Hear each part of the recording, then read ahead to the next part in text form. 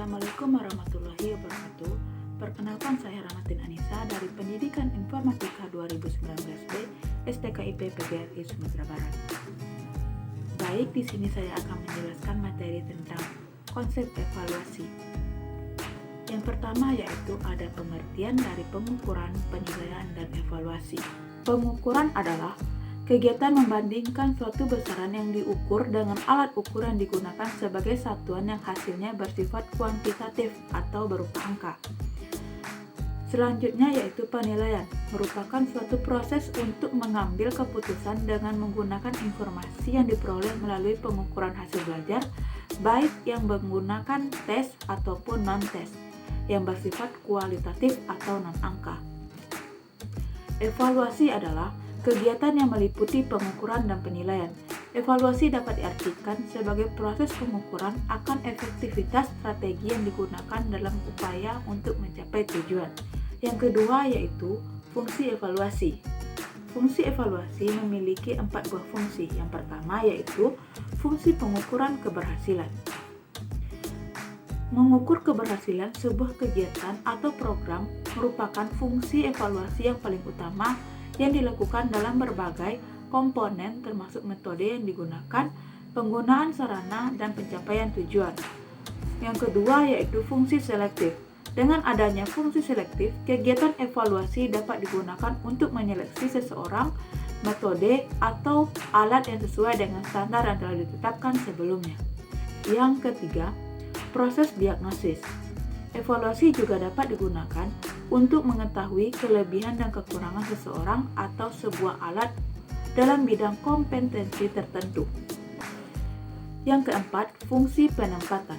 Proses evaluasi berfungsi untuk mengetahui posisi terbaik untuk seseorang sesuai dengan kapabilitas dan kapasitas yang ia miliki. Yang ketiga, tujuan evaluasi.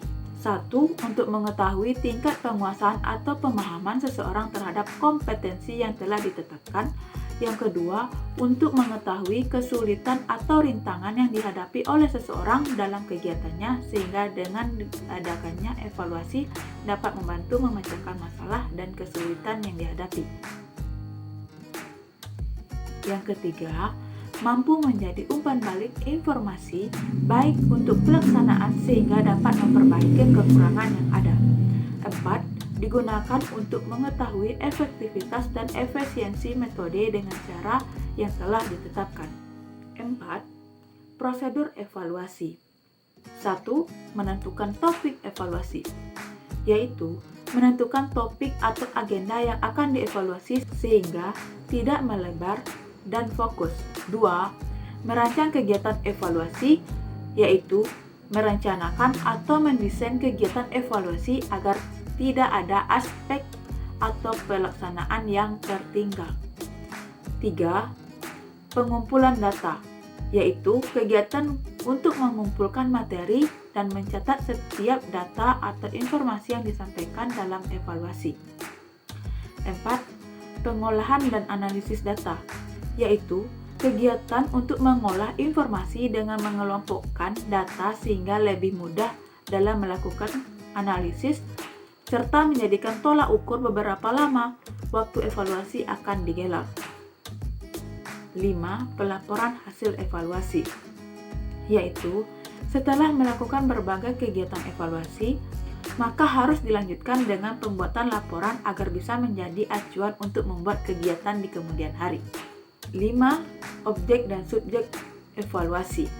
Objek evaluasi merupakan segala sesuatu yang menjadi pusat dilakukannya evaluasi, penilaian, atau pengukuran karena keinginan untuk menjadi informasi dari yang akan dijadikan evaluasi. Subjek evaluasi adalah personal yang melakukan kegiatan evaluasi. Subjek evaluasi tergantung kapabilitas individu tersebut, seperti mampu menganalisis dan menginterpretasikan hasil evaluasi. 6. Prinsip penilaian. 1. Sahih, berarti penilaian didasarkan pada data yang mencerminkan kemampuan yang diukur. 2. Objektif, berarti penilaian dilakukan pada prosedur atau kriteria yang jelas. dan tidak dipengaruhi oleh subjektivitas penilaian. 3. Adil. Berarti, penilaian tidak menguntungkan atau merugikan peserta didik karena kebutuhan khusus serta perbedaan latar belakang agama, suku, budaya, adat, istiadat, status sosial ekonomi, dan gender. 4. Terpadu.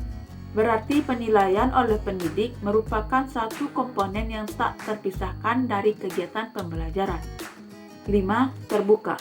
Berarti prosedur penilaian, kriteria penilaian, dan dasar pengambilan keputusan dapat diketahui oleh pihak yang berkepentingan. 6. Menyeluruh dan berkesinambungan. Berarti penilaian oleh pendidik mencakup semua kompetensi dengan menggunakan berbagai teknik. 6. Menyeluruh dan berkesinambungan. Berarti penilaian oleh pendidik mencakup semua aspek kompetensi dengan menggunakan berbagai teknik penilaian yang sesuai untuk membuat perkembangan kemampuan peserta didik. 7. Sistematis.